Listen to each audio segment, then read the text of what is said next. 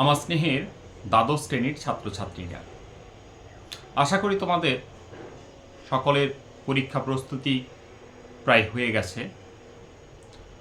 আমার জানুয়ারি মাসের প্রথম দিকে একটা রোড অ্যাক্সিডেন্টে ডান হাত প্রচণ্ডভাবে চোট পাওয়ায় এবছরের তোমাদের যে সাজেশনগুলো সেগুলো দিতে আমার একটু অসুবিধা ছিল।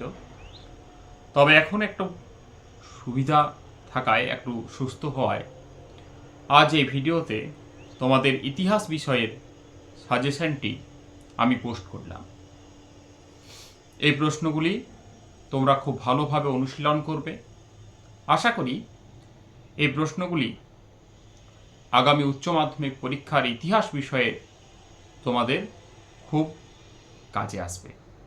উচ্চ মাধ্যমিক ইতিহাস সাজেশন, প্রথম অধ্যায় অতীতকে স্মরণ।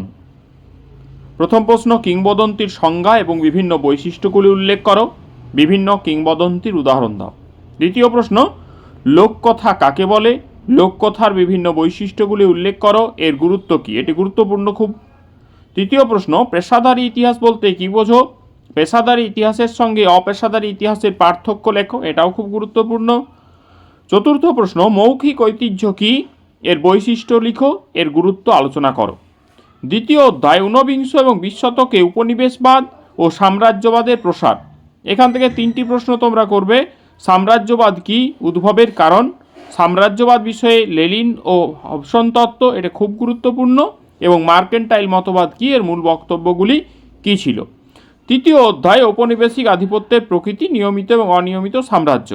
এখান থেকে তোমরা করবে পলাশী যুদ্ধের সঙ্গে বক্সার যুদ্ধের তুলনামূলক আলোচনা, অবশিল্পায়ন কী, এর কারণ ও প্রভাব, এবং ব্রিটিশ সরকারের ভারতে রেলপথ স্থাপনের উদ্দেশ্য এবং এর ফলাফল।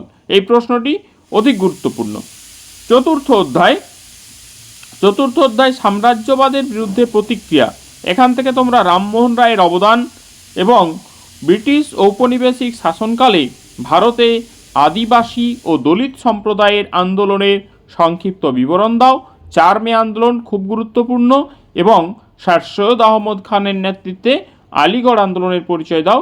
এটি এবছরের জন্য ভেরি ইম্পর্টেন্ট। পঞ্চম অধ্যায় ঔপনিবেশিক ভারতের শাসন। এখান থেকে তোমরা করবে জালিয়ানওয়ালাবাগের হত্যাকাণ্ডের প্রেক্ষাপট এবং গুরুত্ব, মিরাট ষড়যন্ত্র মামলার প্রেক্ষাপট এবং এর পরিণতি কী হয়েছিল, লখনৌ চুক্তির শর্ত এবং গুরুত্ব, এবং মরলেমিন্টো সংস্কার আইন। এখান থেকে লখনৌ চুক্তি এবং মিরাট ষড়যন্ত্র মামলা বেশি গুরুত্বপূর্ণ। ষষ্ঠ অধ্যায় দ্বিতীয় বিশ্বযুদ্ধ। এখান থেকে নেতাজি সুভাষচন্দ্র বসু এবং আজাদ হিন্দ ফৌজের অবদান আলোচনা করো। ভারত ছাড়ো আন্দোলনের সংক্ষিপ্ত পরিচয় দাও, এবং ভারতের গণপরিষদ গঠনের প্রেক্ষাপট আলোচনা করো, এবং ভারতীয় গণপরিষদের 2 সদস্যের নাম লিখো। সপ্তম অধ্যায় ঠান্ডা লড়াই। এখান থেকে যে প্রশ্নগুলো তোমরা করবে, ঠান্ডা লড়াই কী, এর উদ্ভব ও বৈশিষ্ট্য, জোট নিরপেক্ষ নীতি কী, এর গুরুত্ব আলোচনা করো, সুয়েজ সংকট কেন দেখা দিয়েছিল, সুয়েজ সংকটের তাৎপর্য আলোচনা করো। এই প্রশ্নটি বেশি গুরুত্বপূর্ণ। অষ্টম অধ্যায় উপনিবেশীকরণ। এখান থেকে করবে বাংলাদেশের মুক্তি সংগ্রামে শেখ মুজিবুর রহমানের ভূমিকা আলোচনা করো, এবং স্বাধীন ভারতে পঞ্চবার্ষিকী পরিকল্পনা গ্রহণের উদ্দেশ্য কী ছিল, ভারতে প্রথম পঞ্চবার্ষিকী পরিকল্পনার মূল্যায়ন করো। আশা করি এই প্রশ্নগুলো করলেই তোমাদের আগামী উচ্চ মাধ্যমিক পরীক্ষার ইতিহাসের 8 নম্বরের আর কোনো প্রশ্ন করতে হবে না। তোমরা সকলে ভালো থেকো, সুস্থ থাকো, তোমাদের পরীক্ষা খুব ভালো হোক, ঈশ্বরের কাছে এই কামনাই করি। ধন্যবাদ।